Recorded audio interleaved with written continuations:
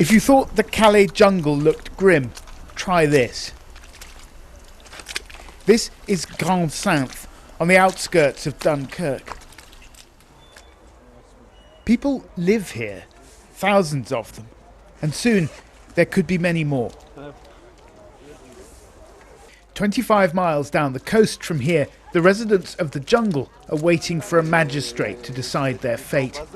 It seems likely that that camp will eventually be bulldozed. And then what? So quite a lot. In October of last year, there were 400 people on the site. Right. There are now something in the region of 3,000. Right, wow.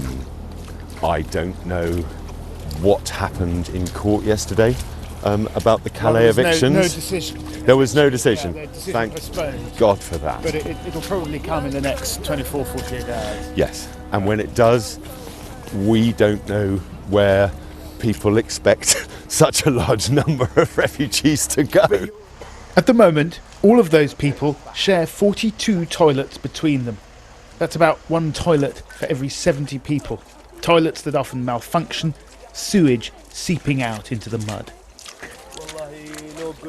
No good, yeah. Yeah. Somebody else put it to me a little earlier. They said, compared to this place, Calais looks like a Butlins holiday camp, and yet the reality is that when the jungle gets closed, most of those people are probably going to end up here or places like this. Amid the squalor, there is a spirit of resilience, a new Dunkirk spirit, you might call it, minus, of course, the one crucial element, the flotilla of boats to take people across the channel. As any parent knows, getting your kids to put their shoes on can be a struggle. But when your home is a tiny patch of tent floating on a sea of mud, well, meet the Darbandi family. Tina and Lida are 2 and 3.5 respectively.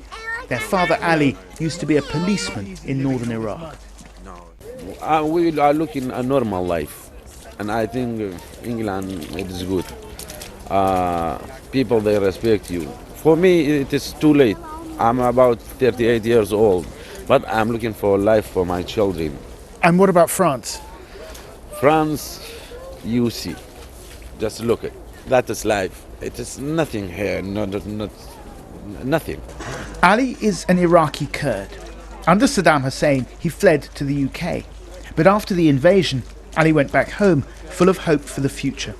It's a decision he bitterly regrets now, as his country tears itself apart. How are you going to get to England with two small children? You have to go in the truck. You will hide the children in the truck? Yeah, I tried 2-3 times, but in the ship control, they arrest me. It's not dangerous? It's too dangerous. How it is not dangerous? You must be worried for your daughters. Yeah, like I told you, in the sea when in the Turkey we come to Greece, you see the people dying, and you don't scare. You have to go. Because when you go to sea, maybe you die, maybe you not die. But if you stay, you die. If you stay to country, it is sure you die. That's why you run. It is your chance. A short drive up the coast lies Belgium. In anticipation of more people on the move, Brussels has introduced controls on the French border. The police are checking trucks and vans. Any migrants are sent back to France. This may not look like much of a border post, but the fact that these guys are here at all tells you something, and that is that when it comes to the issues of migrants and refugees, it's not cooperation that's at the forefront of everyone's mind in Europe. It's every country for itself. The medical charity MSF are building a new mud-free camp just up the road, where they hope to rehouse most of the residents of the Dunkirk swamp. But there won't be room for the overspill from a bulldozed jungle. The police are trying to discourage any further expansion of the makeshift camp at Grand Sainth. Anyone coming in is searched, building materials are confiscated. But they're fighting a losing battle. What's your name? The network of volunteers who run this camp know what's coming, and so they're preparing, using branches and pallets and cable ties, whatever they can get their hands on. This is probably not what the developers had in mind when they advertised their eco-quarter.